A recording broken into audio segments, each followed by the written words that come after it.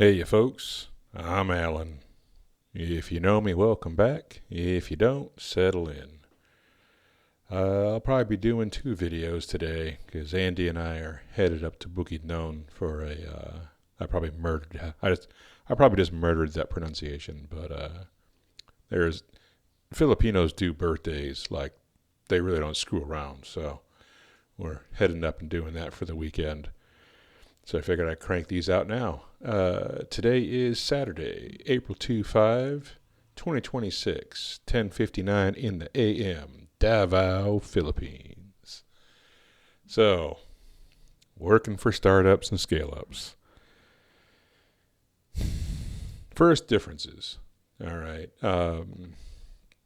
You can kind of think of startups as where things begin and scale ups as being the transition from a startup into a more, how would you put that? Into a more stable company.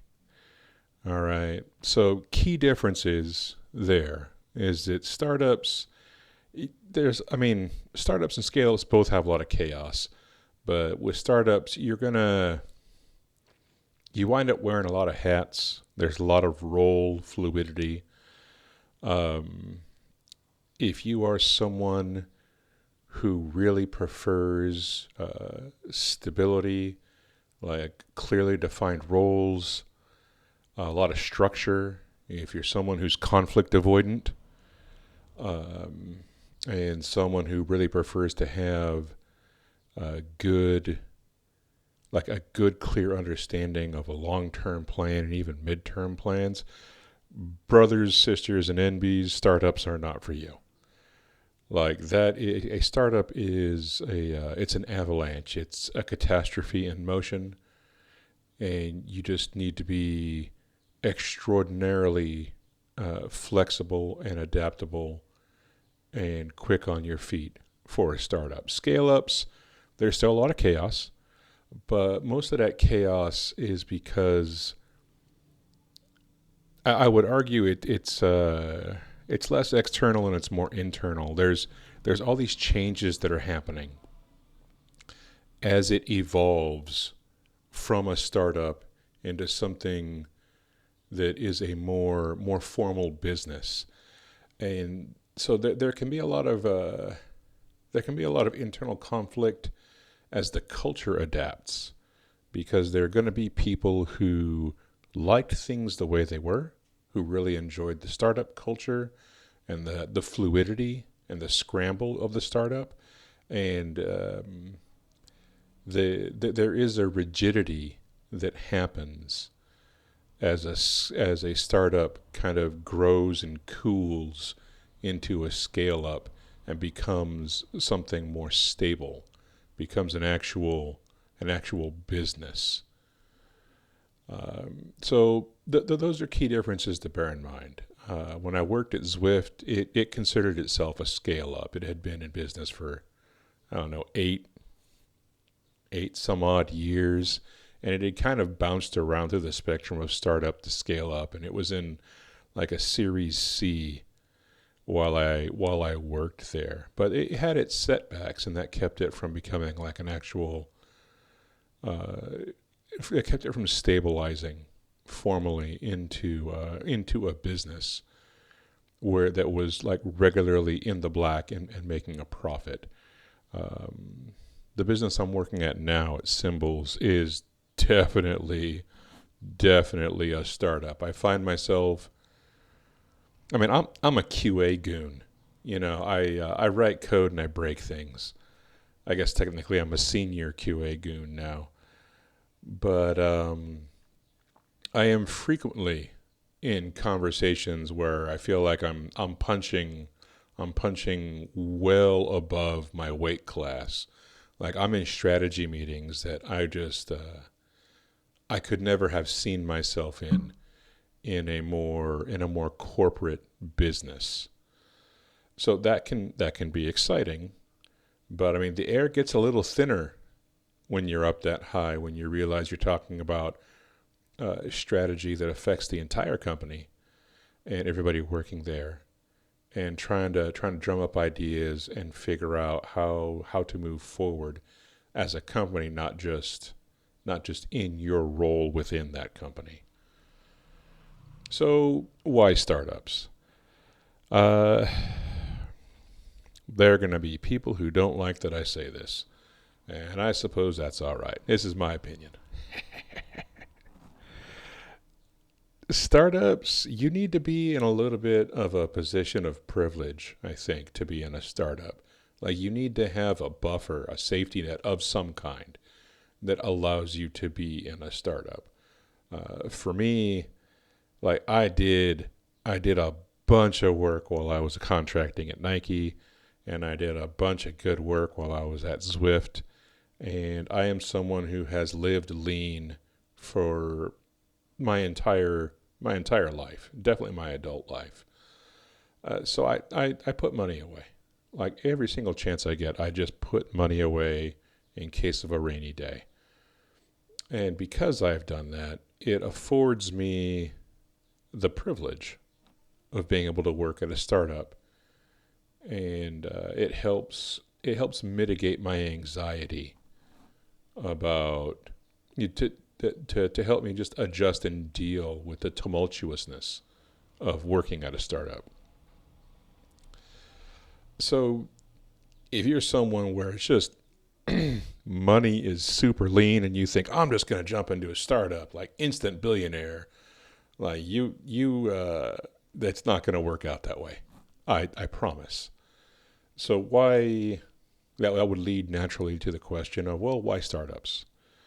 Um, Principally, at least for me, I look at it as from a career reasons perspective. At the end of the day, and I forget where I heard this piece of wisdom, but you have to realize, especially in the software industry, that your career is your job,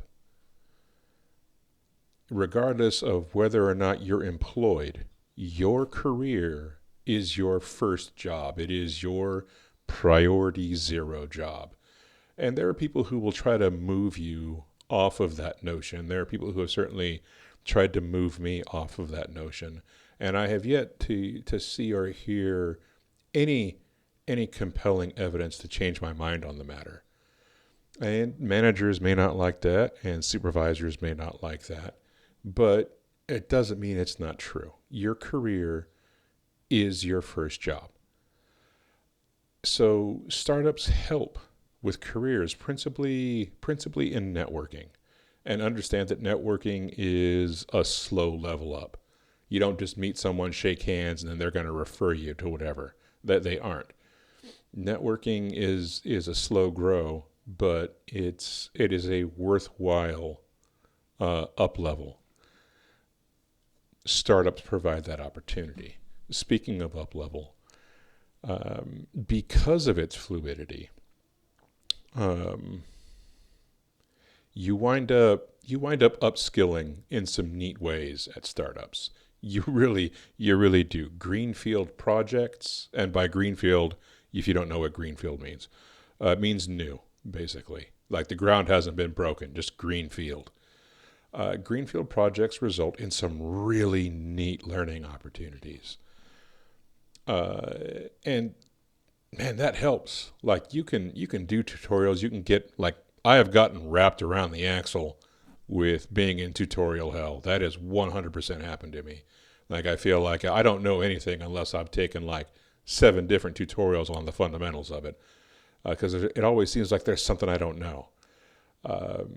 But you get into a greenfield project where you have to learn something and apply it, and you just learn so much, and then you see it work, and then you have to troubleshoot it, and you have to maintain it, and you have to explain it to someone else and teach it to them. It's a massive learning opportunity. There's also, and I have this lower on the list because I feel like this is more of a gamble. It's the private equity. If you're in a startup, you are principally being paid in private equity, which is hopes and dreams. Like it may as well be monopoly money until it isn't. All right. which again is why working at a startup is something you do from a position of privilege. All right.